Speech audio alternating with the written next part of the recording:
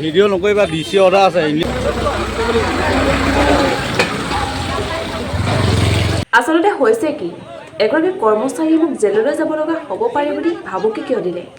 ভিডিঅ'টো স্কিপ নকৰাকৈ শেষলৈ চাব হে everyone welcome back to my Munni's blog আকৌ আজি পুনৰ মই আপোনালোকৰ মাজলৈ আহিছোঁ এটা ব্যক্তিগত অনুভৱ শ্বেয়াৰ কৰিবলৈ পোনপ্ৰথমে মই আপোনালোকক দেখুৱাব বিচাৰিছোঁ এয়া দেখিছে চাগে এটা দীঘল লাইন আৰু লগতে গেছ চিলিণ্ডাৰ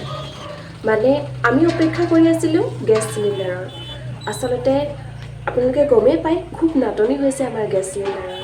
আমি গেছ চিলিণ্ডাৰৰ বাবে প্ৰায় 9টা বজাৰ পৰা 1টা বজালৈকে শাৰী পাতি অপেক্ষা কৰি আছিলোঁ কিন্তু মুঠকৈও আগত 6:30মান বজাৰ পৰাই লাইন পাতিবলৈ আৰম্ভ কৰিছিল এটা গেছ চিলিণ্ডাৰৰ বাবে আৰু প্ৰায় 12:30 1টামান বজাত গেছ চিলিণ্ডাৰ আহি পালে আমাৰ কাষত আৰু সকলোৱে আমি এটা শান্তিৰ উশাহ লৈছোঁ যে আমি আজি গেছ চিলিণ্ডাৰ পাম কিন্তু তাৰ পিছত ঘটনাখিনি আপোনালোকে ন'টিছ কৰিব লাইন বাই লাইন আমাৰ গেছ চিলিণ্ডাৰ আমাক দি যাব বুলি সকলোৰে এটা আশা আছিল মানে 6টা বজাৰ পৰা যোনসকল লোক ৰৈ আছে তেখেতৰ এটাই আশা আমি ইমান ৰাতিপুৱাৰ পৰা আহি ৰৈ আছোঁ যেতিয়া আমি আগতে পাম কিন্তু কি কৰিলে কিছুমান লোকে একেবাৰে শেষৰ সময়ত আহি পেলাই আগতীয়াকৈ কিছুমানে টিকটটো দি পেলাই আমাৰ যোনটো কাৰ্ড থাকে গেছ কাৰ্ডটো দি পেলাই ইয়াতে এণ্ট্ৰি কৰাই ল'লে আৰু কিছুমান মানুহ ইমান শিক্ষিত হৈও অশিক্ষিত কামবোৰ কিয় কৰে আজিৰ দিনত মানুহে এজনে আনজনৰ কথা ভাবিবলৈ পাহৰি গৈছে ভূপেন হাজৰিকাৰ মানুহে মানুহৰ বাবে এই গানটো ইয়াত কোনো মূল্য নাইকিয়া হৈ গৈছে আৰু কিয় হ'ব লগা হৈছে আজিৰ এই পৰিস্থিতিৰ বাবে আৰু এই পৰিস্থিতি কিয় হৈছে আমি বুজিবলৈ জানো চেষ্টা কৰিছোঁ এয়া কিন্তু আপোনালোকে কমেণ্ট কৰি জনাব বহু প্ৰচেষ্টাৰ পিছত লাইন বাই লাইন মানে প্ৰথমতে যোনখিনি মানুহ আহিছিলে তাৰ পৰা এতিয়া কাৰ্ড ল'বলৈ আৰম্ভ কৰিলে তাৰপিছতে আমি ঠিক আছে আমি লৈ ল'লোঁ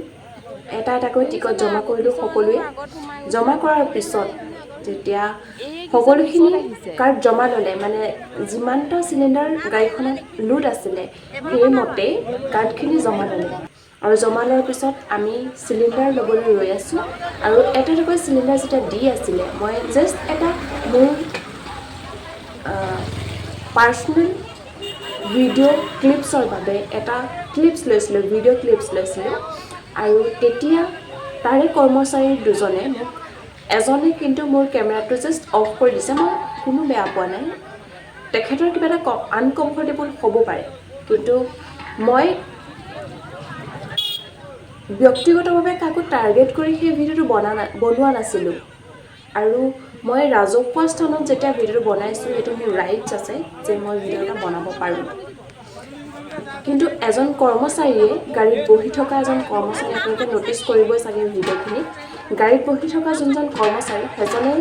মোক কৈছে যে ভিডিঅ' ডিলিট কৰ বহুত অকণমান ৰুডলি কৈছে কিন্তু মই ইমান কেয়াৰ কৰা নাই কিয়নো মই জানো মই মোৰ নিজৰ ৰুল জানো আমাৰ ইণ্ডিয়াৰ ৰুল জানো সেইবাবে মই ইমান কেয়াৰ নকৰিলোঁ কিন্তু সেইজন মানুহে অকণমান ৰুডলি কৈছে যে ভিডিঅ' ডিলিট কৰ নহ'লে জেইল হ'ব আৰু জেইল হ'ব বুলি কোৱাৰ পিছত মই কোনো ধৰণৰ বিবাদ সৃষ্টি কৰিবলৈ নিবিচাৰিলোঁ কোনো ধৰণৰ হুলস্থুলীয়া পৰিৱেশ হওক বুলি মই নিবিচাৰিলোঁ কাৰণ মই যদি এটা ৰিপ্লাইও দিওঁ তেখেতক তেতিয়া সিমানখিনি মানুহ যে ৰৈ আছে তাৰ মাজত ইমান সময় ধৰি ৰৈ আছে আৰু মই যদি তাৰ মাজতে কিবা এটা তৰ্ক বিতৰ্ক কৰি ৰৈ দিওঁ সেই মানুহখিনি আৰু অকণমান সময় কষ্ট কৰিব লাগিব কাৰোবাৰ অফিচ আছে কাৰোবাৰ বেলেগ কাম আছে কোনোবাই নিজৰ দায়িত্ব পালন কৰিবলগীয়া আছে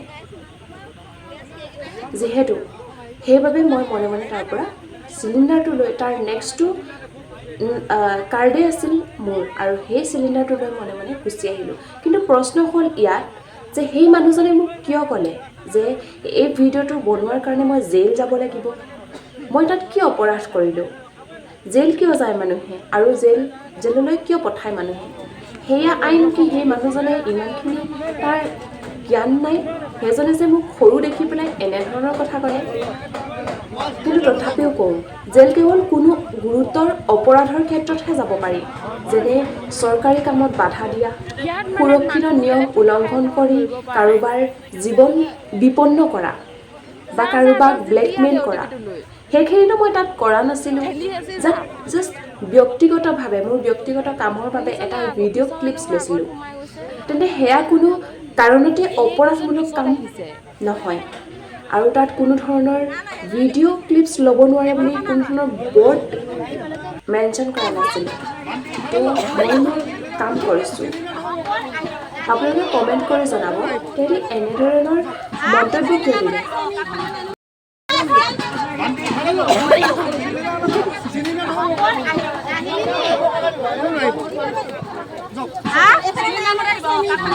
ইমানটা ঘূৰাই আছে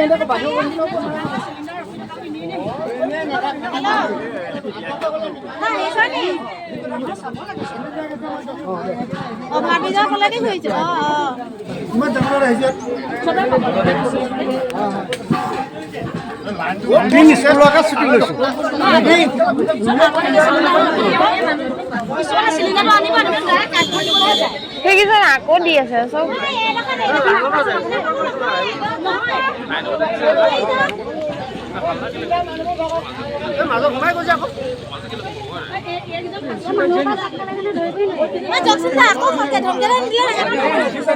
আগৰ মানুহে জানে নহয় তোমাৰ আগত কোন আছে তুমি জানা নহয় মোৰ আগত কোন আছে মই জানো নহয় তেনেকে ক'লে হ'ল লগত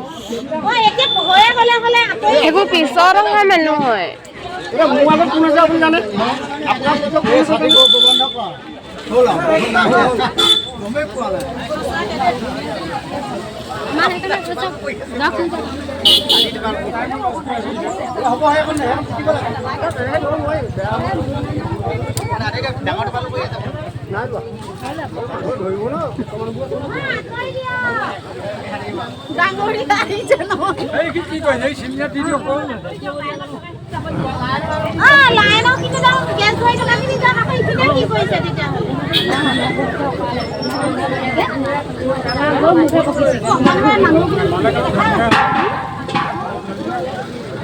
লাইনৰ মানুহ এটাও যোৱা নাই এতিয়ালৈকে